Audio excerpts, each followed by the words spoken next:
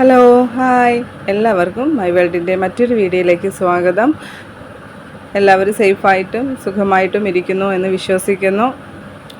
ഇന്ന് ഞാൻ വന്നിട്ടുള്ളത് തമ്പനയിലിൽ കൊടുത്തിരിക്കുന്നത് പോലെ ഔട്ട് ഓഫ് ഫാഷനായ ഓൾഡ് ഫാഷനായ മെറ്റീരിയൽസ് നമുക്ക് വില കുറച്ച് കിട്ടുന്നത് കൊണ്ട് നമ്മുടെ ബിസിനസ്സിന് ലാഭമാണോ നഷ്ടമാണോ എന്നുള്ള കാര്യം നിങ്ങളുമായിട്ട് ഒന്ന് ഷെയർ ചെയ്യാനാണ്. അപ്പോൾ വീഡിയോ നിങ്ങൾക്ക് ഉപകാരപ്പെടുകയാണെങ്കിൽ ചാനൽ ഒന്ന് സബ്സ്ക്രൈബ് ചെയ്യുക, ലൈക്ക് ചെയ്യുക, സപ്പോർട്ട് ചെയ്യുക. അപ്പോൾ നമുക്ക് വീഡിയോയിലേക്ക് പോകാം. നമുക്ക് ഇപ്പോൾ ഒത്തിരി പേര് നമുക്ക് യൂട്യൂബിൽ നോക്കിയാൽ അറിയാം, ഒത്തിരി പേര് വില കുറച്ച് ഒത്തിരി പ്രോഡക്റ്റുകൾ കൊടുക്കുന്നുണ്ട്. വളരെ നല്ലൊരു കാര്യം തന്നെയാണ്. എന്നാൽ നമ്മൾ ഹെയർ ബോ ചെയ്യുന്ന ഒരു വ്യക്തിയെ സംബന്ധിച്ച് നമ്മൾ ഈ ഓൾഡ് ഫാഷനായ ഔട്ട് ഓഫ് ഫാഷനായ ഒരു ഐറ്റം വീണ്ടും നമ്മൾ വാങ്ങിയിട്ട് നമ്മൾ ഹെയർ ബോ ചെയ്തിട്ട് സെയിൽ ചെയ്യാൻ നോക്കിയാൽ നമ്മളുടെ കയ്യിൽ നിന്ന് എത്ര പേര് ആ പ്രോഡക്റ്റ് വാങ്ങും എന്നൊന്ന് ചിന്തിച്ച് നോക്കുക. അപ്പോൾ എന്തുവാണ് നമുക്ക് വേണമെങ്കിൽ പിന്നെ വില കുറച്ച് നമ്മൾ കൊടുക്കാൻ ശ്രമിക്കും അല്ലേ. അപ്പോൾ വില കുറച്ച് കൊടുക്കാൻ ശ്രമിക്കുമ്പോഴത്തേക്ക് എന്താണ്, നമുക്ക് ചിലപ്പോൾ നമ്മുടെ കയ്യിൽ നിന്ന് ചിലവായ പൈസ പോലും കിട്ടാതെ വരും. അപ്പം നമ്മുടെ കയ്യിൽ നിന്ന് ചിലവായ കാശെങ്കിലും എന്ത് ചെയ്യണം, നമുക്ക് തിരിച്ചു പിടിക്കണം അല്ലേ.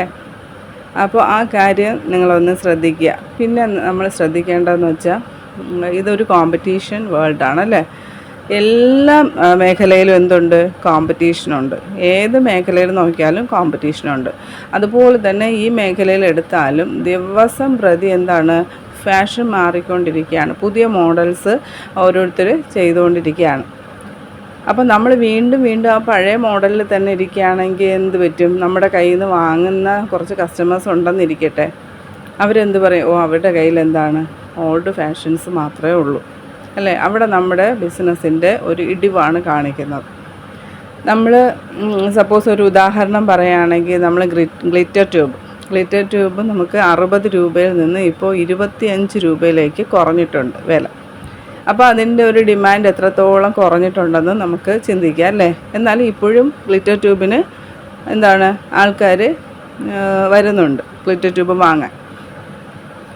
അപ്പോൾ പിന്നെ ഒരു കാര്യം കൂടെ നമ്മൾ നോക്കിയാൽ അറിയാം, ഇപ്പോൾ ഗ്ലിറ്റർ ട്യൂബ് എന്തുവാണ് പഴയ മോഡലായെങ്കിലും വേറെ കുറച്ച് പേരുണ്ട്. അവർ ഈ പഴയ മോഡൽസിനെ എന്ത് ചെയ്യും, വാങ്ങിയിട്ട് അവരുടെ കയ്യിലുള്ള പുതിയ ഐറ്റംസും കൂടെ ചേർത്തിട്ട് പുതിയൊരു മോഡലാക്കി അവരെടുക്കും.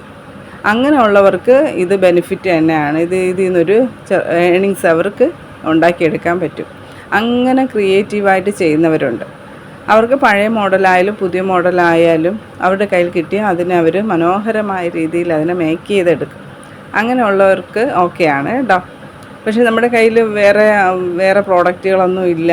നമ്മളിത് സ്റ്റാർട്ടിങ്ങിലും പിന്നെ ചെയ്യുന്നവരും പിന്നെ ഈ വീഡിയോസൊക്കെ കണ്ടിട്ട് ഇൻസ്പയർഡായിട്ട് എനിക്കും അങ്ങനെ ചെയ്ത് നോക്കണം എന്നൊക്കെ പറഞ്ഞ് വരുന്നവരാണ് കൂടുതൽ ഇതുപോലെ പറ്റിക്കപ്പെടുന്നത്.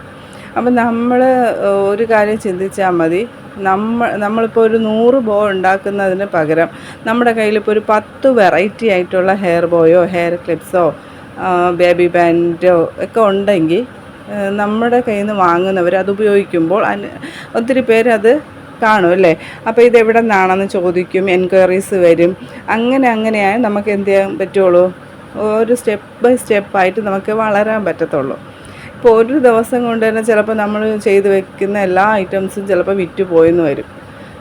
പക്ഷേ അതെല്ലാം ഓൾഡ് ഫാഷനും ഒക്കെയാണ്. അധികം ആൾക്കാരെ ഇമ്പ്രസ് ചെയ്യാൻ പറ്റാത്തതൊക്കെ ആണെങ്കിൽ എന്ത് ചെയ്യും, അവർ ജസ്റ്റ് ഒന്ന് നോക്കിയിട്ട് അങ്ങ് പോകും. പക്ഷേ എല്ലാവരുടെയും കണ്ണിൽ വളരെ മനോഹരമായിട്ടും പുതിയ മോഡലായിട്ടും നല്ല റോയൽ എലഗൻറ്റ് ലുക്കിലൊക്കെ കാണുന്നെങ്കിൽ എന്ത് ചെയ്യും, അവർ നമ്മളെ തേടി വരും അല്ലേ. നമുക്ക് ഓർഡേഴ്സ് കൂടുതൽ കിട്ടാനുള്ള സാധ്യതയുണ്ട്. പിന്നെ ഒരു കാര്യം ശ്രദ്ധിക്കുക, നമ്മൾ ഈ പുതിയ ട്രെൻഡിങ്, പുതിയ ഫാഷൻ, പുതിയ മോഡൽ എന്നൊക്കെ പറയുന്നത് എന്തുവാണ്, ഇത് ഉണ്ടായി വരുന്നതല്ല, നമ്മൾ ഉണ്ടാക്കി എടുക്കുന്നതാണ്. നമ്മളിതുപോലുള്ള പുതിയ മെറ്റീരിയൽസൊക്കെ എടുത്തിട്ട് പുതിയതായിട്ട് എന്തെങ്കിലും ചെയ്യുക, അതൊരു പുതിയ മോഡലാവും. അതാണ് നമ്മൾ ചെയ്യേണ്ടത്. നിങ്ങളുടെ കുട്ടികൾക്കായാലും നിങ്ങളിതിൽ 1 or 2 ഹെയർ ബാൻഡൊക്കെ ഉണ്ടാക്കി കൊടുക്കുക, അവർ വെച്ചുകൊണ്ട് പോട്ടെ. അവരുടെ അവരുടെ തലയിലൊക്കെ ഇരുന്നിട്ട് അത് കാണുമ്പോഴത്തേക്ക് മറ്റുള്ളവർ അത് നിങ്ങളോട് ചോദിക്കും. അപ്പോഴും നിങ്ങൾ എന്ത് ചെയ്യുക, കൂടുതൽ ഐറ്റംസ് എടുത്തിട്ട് അത് ചെയ്തു കൊടുക്കുക. ഞാനിതിൽ കാണിച്ചിരിക്കുന്ന എല്ലാ ഐറ്റംസും നമ്മുടെ കയ്യിൽ അവൈലബിൾ ആണ്.